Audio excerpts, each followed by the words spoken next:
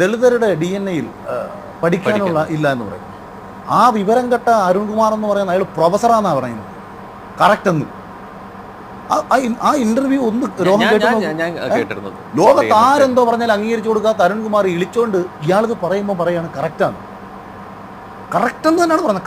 Correct ഇങ്ങനെയാണ് പറയുന്നത്.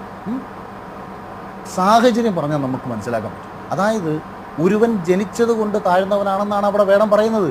ഇത് ധാരാള വാക്കാണ്. ജനിച്ചതിൻ്റെ ഫലമായിട്ട് DNA-യിലൂടെ ജീനിലൂടെ അവന് പഠിക്കാനുള്ള കഴിവില്ല, അവൻ കൊള്ളരുതാത്തവനാണ്, അവൻ ഇത് പഠിച്ചാൽ മനസ്സിലാകാത്തൊരുത്തനാണെന്നാണ് നമ്മുടെ വേദം പറഞ്ഞിരിക്കുന്നത്. ഒരു കാര്യം ഞാൻ കൂട്ടത്തിൽ ഒരു കാര്യം കൂടെ എനിക്ക് കൂട്ടിച്ചേർക്കേണ്ടി ഒരു കാര്യം, ഞാനൊരു സ്വർണ്ണത്തളികയിലും ജനിച്ചു ഒരാളല്ല.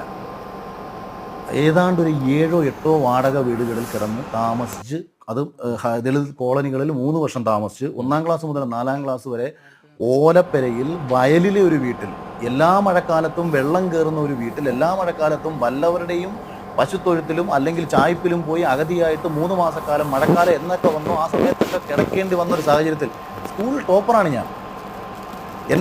അവിടെ ഞാൻ ചിന്തിക്കുന്നറിയോ, എൻ്റെ അമ്മയ്ക്കും എൻ്റെ അച്ഛനും അഭിമാനം കിട്ടുന്നില്ല. പൈസ ഇല്ലാത്തതിൻ്റെ പേരിൽ സമൂഹത്തിൻ്റെ പുച്ഛം കണ്ടുകൊണ്ടിരിക്കുകയാണ്. അപ്പോൾ ഇങ്ങനെ വരുന്നൊരു സാഹചര്യത്തിൽ നമുക്ക് ആകെ നമ്മുടെ മുമ്പിൽ ഒറ്റ ഓപ്ഷൻ എന്ന് പറയുന്നത് അഭിമാനം ഉണ്ടാവണമെങ്കിൽ പഠിച്ചേ പറ്റൂ.